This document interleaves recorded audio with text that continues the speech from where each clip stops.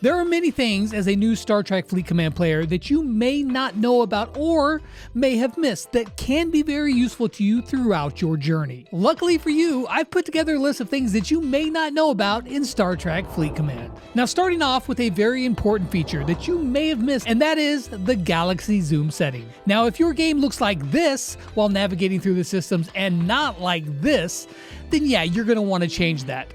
If you haven't already, you go to your settings and you turn on extended zoom. You'll be able to zoom out way further when you navigate around systems, which is a huge quality of life improvement. Another thing that you might have missed is that if you go to your items tab, you can see all the materials and resources that you've gathered across your galactic journey. And if you're confused on what something does, you can always click on it and it'll open up a little info box for you so that you can read about it. Very useful considering how many different currencies there are in the game. Now, moving on to the Officer Recruit tab. If you're wondering how you can get these mission recruit keys to open this chest, you may have missed that there's actually a way for you to collect one of these recruit keys every single day for free. If you head over to the Star Trek Fleet Command website and sign in with your Scopely account, you'll be able to claim this mission recruit key, which is exclusively on their website. Now, you can also claim your free rewards from the tab here instead of collecting them from in-game, which is a nice little feature as well, and when you log back in, you'll see that you'll get the things that you collected on the website.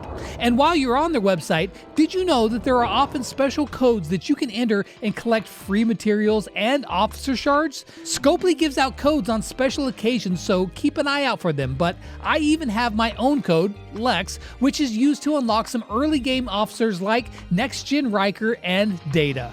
Now, another code I know of is Kirk, which will give you 100 shards for Kirk, which is enough to unlock him if you don't have him already, and this is a huge one. And if you do already have him unlocked, well then there's a bunch of extra shards towards your next promotion. Now, do keep in mind that there are always codes to watch out for, so if you want to be on top of them, I highly recommend that you ask around the galaxy or join an alliance so people can help you out. And if you need an alliance to join, well, I know just the one for you. It's my alliance, Lex Force, on server 710. So if you're a new player downloading the game, which there is a link below for you to do just that, you can transfer over to my server by going to your settings, pressing Universe Transfer, and finding 710.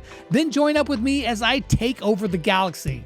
Oh, it's coming. Now, the last thing to mention about the website here is that if you plan on purchasing anything in-game, buy it from the website rather than in-game. On all of your purchases on the website, you'll receive multi-phasic credits, which you can spend this in the store tab to get you some extra free resources. Now, you can't get these by buying any offers in-game, only on the website. So be sure to go there if you do plan on purchasing anything in Fleet Command. So now you know about the Star Trek Fleet Command official website and all it has to offer, but did you know that there are also extremely resourceful third-party websites for the game as well? Now, as a disclaimer, these websites are not affiliated with Scopely, nor are they official in any way, but if you head over to stfc.space, you can access a library of information regarding ships, systems, hostiles, and well, pretty much anything else that you would like to know about. It's a great resource. Want to know how much material you'll need to max out a ship? Head over to the Ships tab and you can see just that. If you want to know where to find quests that will reward you with specific ship blueprints, enter your max warp range and then hit search and voila. Now, if only the website could tell me where I left my keys. Or my glasses for that matter, which I need to find my keys. Now, the last website that I want to mention here is stfc.ovh. Here you can see all of the events that are scheduled for the next week. I find this one extremely useful for tracking down solo leaderboard events, which lets me know when I should use or save my materials and my resources. And that brings me to the next thing that you might not know. That's that you should be saving your materials and resources such as Ship XP, Officer XP, and Recruit tokens for solo leaderboard events. Every so often, these solo events will pop up in your daily events tab, and these events will place you in a bracket of similarly leveled players, all competing against each other. Now, the rewards in these events are crucial to your progress as you can win Latinum, speed ups, as well as other key materials. To make the most out of these events, you're going to want to save your XP and your Recruit tokens for when they pop up. And when they do, well then it's time to spend it all. Now, that's how you can make the most out of the resources you have. However, what happens when you run out of XP? More specifically, ship XP. Grinding for levels on your ships takes a pretty long time, especially at higher levels, and ship XP isn't necessarily like an abundant resource, but did you know that you can AFK farm XP? That's right, I mean, you can go to sleep, you can count some sheep, and when you wake up, your ship will be maxed out, or it could be.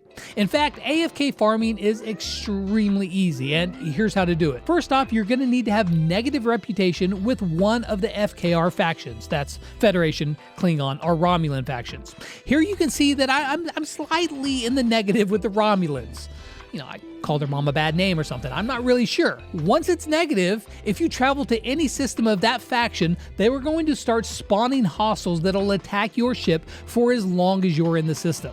Now, these hostiles are called trained fighters, and they'll have a red glowing circle under them indicating their hostility. Now, you'll also notice there are a lot stronger than the average hostile, so make sure you go into a system where your ship is strong enough to take them on all night long. Now, if you don't have a negative reputation with any of the FKR factions, you can also go into the augment space, or the yellow space. Completing the botany-based questline and becoming ally with the augment faction, rogue fighters will spawn in these systems just like the trained FKR fighters, and you can farm XP here as well. Now, on top of waking up to a max leveled ship, you'll also receive plenty of loot chests, leaving your ships grinding overnight. I mean, who doesn't like free stuff? Now, as a bonus tip, if you're going to do this, I recommend leaving your ship to AFK at the bottom of the system, so it's harder for PvP players looking around the galaxy to find your floating ship. Now, on the other hand, if you want to go mining in one of these faction hostiles or in the augment space, it can be very annoying trying to get around these stronger hostiles which attack your surveys nonstop, and of course,